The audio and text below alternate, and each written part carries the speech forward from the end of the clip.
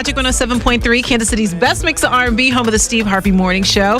Evany is in the building, and I have a very special guest today, Mr. Tamba Hali, number 91 on the Kansas City Chiefs. Look, there's no one in here to clap, but I can be the one to clap. Super excited to have you in here.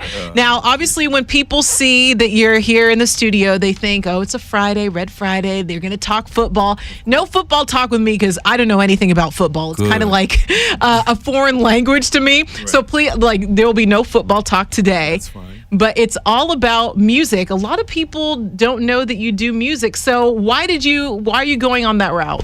Well, I've always done music. Throughout my entire life. I grew up in the church, sang in the choir, played the drums, and always rapped and dabbled in a little bit of music and production work. But I created a label about 7 years ago and push a couple artists, and I knew I wanted to be an artist. It just came a time I felt like my time in football was dwindling, and I have a little window to be able to share with the world, my love for music, and I got with John, and the type of music we're doing is Afro beat, Afro pop. Okay, because I was going to ask you what's the influence, because I feel like I'm on an island. I should be sipping some type of fruity tropical drink. So you like the Afro beats, island beats, and the latest single that you have is Tomba Samba. It's Samba. Yeah. I'm Brazilian, so you can't fool me with the samba. No, we can't. So were you listening to Brazilian music when you put that together, or is it just the island feel? Just the feel. Okay. And the samba, the dance, the whole. We're trying to branch out more, so we don't want to just be secluded to just Africa, because people are in Brazil, around the world, and they love to dance. And, yes. So using the word samba is just so we can branch out a little bit, and it's a very rhythmic, up-tempo type of sound. And but what we wasn't really thinking Brazilian. I was, because I came up with the artwork. Yes, very curvaceous. I saw it. Yes. So yeah, that's the new single, and the music, it's very friendly. It's not demeaning to women, it's uplifting to women. And in our culture now, this, from my standpoint, we need to build our women up, kind Absolutely. of put them on a platform, because they're very special. I have a daughter, and I want her to sing my songs, but not feel weird. Yeah, because I was listening to it. It's pretty clean, and so you would intentionally try and do that so it's family friendly, or is that just how you are? Well, that's how I am. I choose not to, be derogative in the words, even though I've done it when I was younger.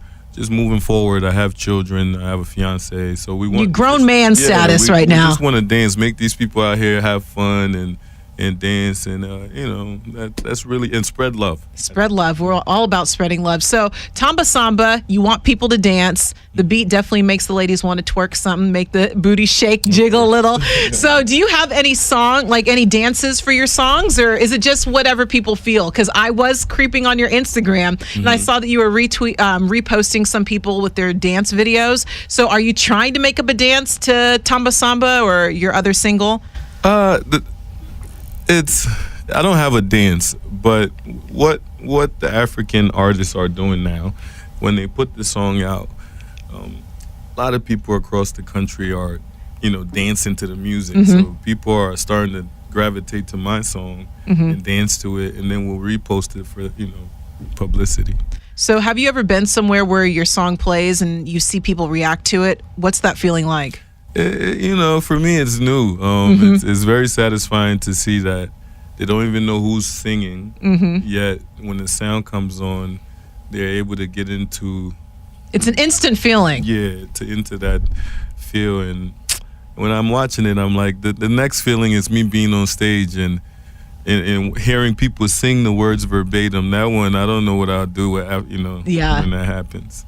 Yeah, I couldn't even imagine to put out a song. I feel like it's kind of like being naked out there for everyone to see, because it's it's really it comes from deep within, and you're sharing it with everyone. And so, how do you feel about the criticism that you might get online with, oh, here comes another football player wanting to cross into music? How do you feel about those type of comments? I embrace it, because I'm not your typical person. I don't consider myself a football player. I happen to be really good at football. For some time in my life, it was a gift. and now it's passing. And this gift that God's given me to do music, you can criticize me, it's fine. I know I'm gifted in that area, so I'll do what I'm good at and let everything else sit where it should. And we need haters. If no Absolutely, hate, we need these people. I feel like haters are low key like your biggest fans. They are. They always check up on you. They always have something to say. So haters out there, we appreciate you. Yep. So let's talk about, you've definitely been blessed all throughout your career. And so how do you give back to the community, or are you involved in any charities here in Kansas City? I am. Well, I wouldn't say I'm involved as in I created a charity, but every year I take what God's given me and I take a percentage and I go into the community doing Thanksgiving. We help with feeding families through a church. The church is, it's slipping my mind. It's down there on Sheffield. Sheffield, okay. Sheffield. So Shout out to Sheffield Church, or whatever the church's name is. I go to Sheffield and we give turkeys to families. A lot of money put towards it. I'd rather not say how much. You don't have to. As long as you're giving back, people appreciate that. And then in the Liberian community, I've just started to reach out because my brother, his name is Tamba as well. Yes, I saw they call him Big Tamba though, because he's the big brother. So I worked through him in donating money in his organization for whatever they need to get done, because I don't like to be too hands-on if I don't know what's going on. In the city, there's more I do with women's shelter. Around Christmas Day, we take, again, I'm not asking for people, if you guys want to donate some money, sure, but I don't do a charity event. I just take what God's given me and I give it right back. And we help out with the women's shelter, and then Christmas we take kids shopping. Oh, yeah. Well, anybody would like that. So you take them to Target, Toys R Us, and just let them go crazy? Yeah, I did it a few years and then I stopped going, because then what I've allocated starts going over. So yeah, I can only imagine. And I'm sure that you're a big kid at the store, because you didn't come from much. You come from Liberia in Africa, and I was watching little clips online about just your story, and my goodness, that's the true American dream right there, of coming from there and then working your way up to where you are now. How does it feel to be able to give back? It's in my nature. For me, I didn't grow up with what God's put in my possession, and I've always been blessed. People's always come around to help me, from education, from anything I needed. People was always willing to help, and they didn't get nothing from it. My dad wasn't paying this guy to tutor me or help me in the SATs, stuff like that. So where I am in life, I'm very free about giving. I always want to give. And it sits well with me. And sometimes people have to tell me, no, you can't just do it this way. And for me, I don't know where it comes from. I always want to give, always want to help. It's just natural for me. Okay. Yeah. Well, I like that. And also, you don't have to give material things. It can also be like what you were talking about with the gift of your time and helping somebody with their education. Yeah. So going back to your music, where do you see yourself? I mean, you put out the single. What do you want to turn on the car, hear your music playing all the time? Do you want to switch on the TV, see your music video? Have you shot a music video for Tomba Samba? Well, the song is called Samba. Sorry. I have it right here, and that's why I keep saying Tomba Samba. But okay, so just Samba. So the plan right now is to finish the compilation. We want to finish recording. Probably put out a couple more singles and then release an EP. Okay. And after we release the EP, hopefully we can get on tour and maybe go to Africa, go to the UK. Okay. We'll do some things here in the United States. And then hopefully after a year of this, we should see where I sit as an artist in this country and wherever else. And that'll give me a gauge on what I really want to do moving forward. I also produce. Mastercraft, who's my producer at the time, very gifted individual. He'll be here soon. Hopefully, you get a chance to meet with him and talk. Hopefully, with him. Yes. He's a huge asset to what we're doing now, because he's doing it with a gentleman named Flavor. I don't know if you've heard of Flavor. No, I he's haven't. the biggest thing in Africa. You heard of Wizkid and Davido. Yeah, and of those course, guys. of course. Mastercraft has worked with all of these guys, and it's a blessing that he's choosing to work with me now. Absolutely.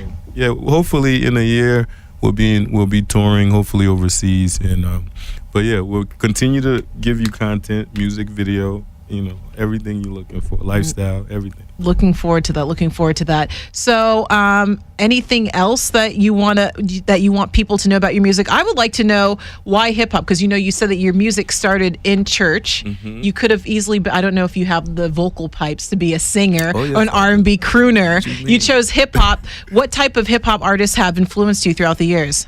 When I first got in the country, the '94, that was the time Jay-Z, Biggie, LL Cool J, Wu-Tang, and I grew up in Jersey, so East Coast. I'm from Massachusetts. All right. So at that time, I gravitated to those guys, and Nas, and all of those, and Cameron, and all of those guys. And over the time, the one that I really liked was Jay-Z. I mean, Jay-Z, his words, everything about his music was just like, wow, how can he come up with that? How can he come up with? We always questioned it, and as time went on, I even made music that sounded so similar to Jay-Z. But again, I didn't find my place. When Mastercraft came, actually when I met this man, because we have another artist, his name is Moose. When I met this man, he got into the works to get Mastercraft. And when he came, it was chemistry. He heard my vocals, he created the compilation, we started recording, and it was, so I found my place within myself from Africa in music. Yeah, I can't fit in with hip hop because my lifestyle doesn't consist of most of these ideas they come up with. You said that you're on the grown man mentality, not degrading the women. So I appreciate that. What is it like to be in the studio with you? Are you like a studio rat? You close yourself in there for hours, days? Or do you leave and come back? Do you need to get a fresh mentality? What's it like? Well, it depends. If I have my producer around, we're going to be around each other for a while. If he's not around, if I'm producing and I have my engineer, we'll get in there and we'll set times where we work. And then, I have a family. I got to go to my family and whatnot. But apart from that, my daily lifestyle is going to the studio every day and trying to come up with something cool. So do you record in your house or do you go somewhere to record? I have two homes. I have my home where me and my family, we live. And then the other home is where my studio and, there's a whole... You feel comfortable bringing people that you might not, like people that you're working with in? Yeah, it's for me, it's fine. So long we're working and it's on a professional level, sure. Apart from that, if you want to come hang out, we don't have hangout time. Yeah. This is real work, and people are on payroll, and this is supposed to work. So we're not joking when we're in there. We're really working, and it's a lot of hours. People think you hear 3 minutes of music, and it's like it just came together like that. No, it takes hours. Hours and days. Yeah. We might record the song today, and then finish it like 3 weeks from today. Because we don't like to stay on one song. So we'll start with this one for whatever reason. If we get stuck, we're on to the next song, then we'll go back and start listening. And then whatever song that's more appealing or what the vibe is at that time, we'll slide it back in and start vocals again. Okay. So you've been in Kansas City for a while. Have you ever thought about doing a collab with Tech Nine? Strange Music? You know what? Tech is my neighbor. Oh, he is? Yeah. Okay. So have we ever had him come over and give you some pointers? Of course. His partner, Travis. Yes, Travis. Yeah, he's been a huge mentor to me because I've gone over to Strange Music facility, talked to him about what my plans are, and he's helped me kind of find a direction on this music journey. And very smart man. But I'm gonna leak it. Tech is my first single, "The One for Me." Yeah. I have it right here. Yeah, Tech is on a remix. Remix? Yeah. We need to get that remix whenever it's mastered and done. It's already done. Okay. I'll send it to you. I'm expecting the email very soon. So yeah, he actually reached out on social media when he heard the song, And he was like, little bro, let me get on this. And I was like, I didn't know if it was him because, Yeah. I hit him up on the text and he's like, no, it's real. I said, cool, I send you the song, and he got it back. Right now, we're just trying to structure the song in a way where it can, it can get out there where people know it's Tech and I. I think I think the city's going to go crazy. That would be amazing. I would love to hear that. Really love to hear that. Well, anything else that you want to add that you want people to know?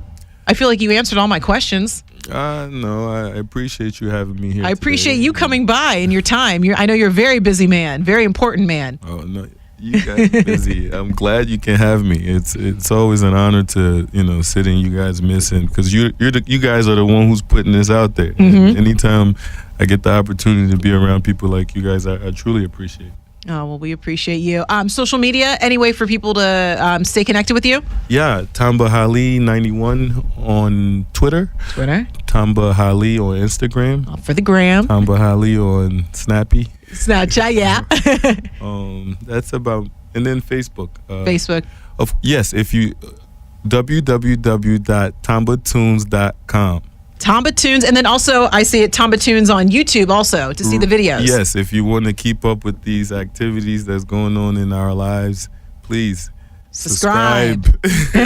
Hit that button right there. All right, Tomba. Well, I really appreciate you coming in. We're going to be looking forward to that Tech 9 Tomba collab. And then also Samba, can they download it on iTunes? How can they get it? Please, it's all over. Any digital store out there. Okay. You just type in my full name. It's not a gimmick. It's Tamba Hali. It's Will Smith. You just type in my full name and, everything that I've put out will be on it. And if you like the song, download it, support it, share it. It really means a lot. Okay. Well, thank you so much. This is Magic 107.3.